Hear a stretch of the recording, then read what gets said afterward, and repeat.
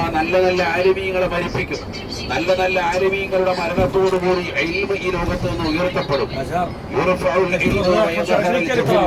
വിവരക്കേട് അധികരിക്കും, ഇൽമ് ഈ ലോകത്ത് നിന്ന് ഉയർത്തപ്പെട്ടു പോകും. പ്രവാചകൻ സല്ലല്ലാഹു അലൈഹി വസല്ലം തങ്ങൾ അരുൾ ചെയ്തു, അതെപ്പോഴാണ് ഉണ്ടാവുക? ഇന്നല്ലാഹ ലാ യഖ്ബിദുൽ ഇൽമ ഇംതിസാഅൻ യംതസിഉഹു മിനൽ ഇബാദി വലാകിൻ യഖ്ബിദുൽ ഇൽമ ബിഖബ്ദിൽ ഉലമാഇ.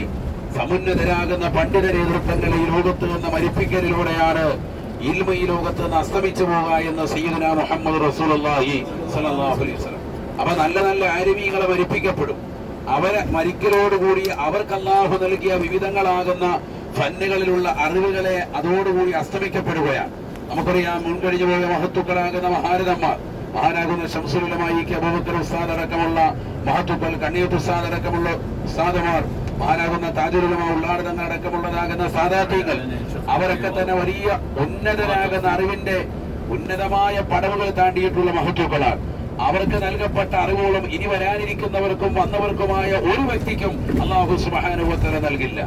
അപ്പൊ ഓരോ കാലഘട്ടം കഴിയുന്തോറും മുൻ കഴിഞ്ഞു പോയതാകുന്ന ആളുകൾക്ക്, അലിമീങ്ങൾക്ക്, ഉലമാക്കൾക്ക് നൽകപ്പെട്ടതാകുന്ന അറിവിന്റെ ആഴം ഇല്ലാതായിക്കൊണ്ടിരിക്കുന്നു എന്ന് സയ്യിദുനാ മുഹമ്മദ് റസൂലുള്ളാഹി സ്വല്ലല്ലാഹു അലൈഹി വസല്ലം. അതിലൂടെ ഇൽമിനെ ഉയർത്തപ്പെടുകയാണ്. അവസാന കാലഘട്ടം വരുമ്പോൾ ഇൽമ അങ്ങനെ ഉയർന്നു ഞങ്ങൾ പറഞ്ഞു, ഹത്താ ഇത്തഖദ അന്നാസു റൂസൻ ജുഹാല.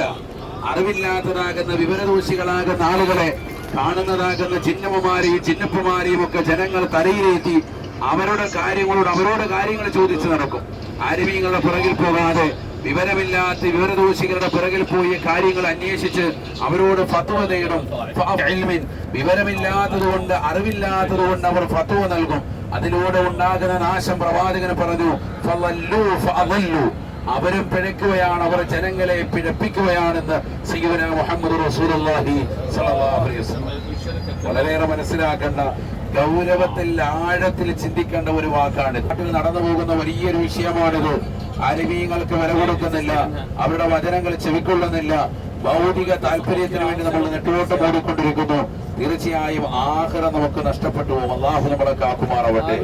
ഈ ഭൗതിക താല്പര്യത്തിന്റെ വാഹകരുടെ പിന്നിൽ അണിനിരന്ന്, ഏതെങ്കിലും അവിടെയും ഇവിടെയും രണ്ട് കഷ്ണം ഊരിയതാകുന്ന ആളുകൾക്ക് പിന്നിൽ അണിനിരന്ന്, ഏതെങ്കിലും പരിശുദ്ധമാക്കപ്പെട്ട ഇസ്ലാമിൻ്റെതാകുന്ന കൊടിയുയർത്തിക്കൊണ്ട് നിൽക്കുന്ന ആളുകളുടെ പിന്നിൽ പരിശുദ്ധമായ ദീനിനെ നിങ്ങൾ പണയപ്പെടുത്തരുത്. ഈ ദീൻ പരിശുദ്ധമാണ്, ഇതിനെ കളങ്കപ്പെടുത്തരുത് എന്ന് മുഹമ്മദ് റസൂലുള്ളാഹി സ്വല്ലല്ലാഹു അലൈഹി വസല്ലം. നമ്മളൊക്കെ വിശ്വാസികളാണ്.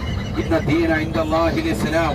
അല്ലാഹുവിന്റെ അടുക്കൽ ഏറ്റവും സ്വീകാര്യമായ മതം അത് പരിശുദ്ധമായ ഇസ്ലാമാണ്. ആ ഇസ്ലാം മതത്തിന്റെ ആദർശത്തിൽ, ഇസ്ലാം മതത്തിന്റെ മനോഹരതയിൽ പരിപൂർണമായി നമ്മളാകണം. പരിശുദ്ധമായ ഖുർആൻ തന്നെ പറയുന്നുണ്ട്, അല്ലാഹുവിന്റെ പരിശുദ്ധമായ ഇസ്ലാം മതത്തെ വിട്ടുകൊണ്ട് മറ്റുള്ള മതങ്ങളുടെ ആശയ ആദർശങ്ങൾ സ്വന്തം ജീവിതത്തിലേക്ക് കൊണ്ടുവന്നവൻ തീർച്ചയായും അവനിൽ നിന്ന് ഒരു അമലും അല്ലാഹു സ്വീകരിക്കില്ല. അല്ലാഹു നമ്മളെ കാക്കുമാറാവട്ടെ. ഞാൻ പറഞ്ഞു വന്നത്, തൗഹീദിന്റേതാകുന്ന വെളിച്ചം വീശിക്കൊണ്ട് കടന്നു വന്ന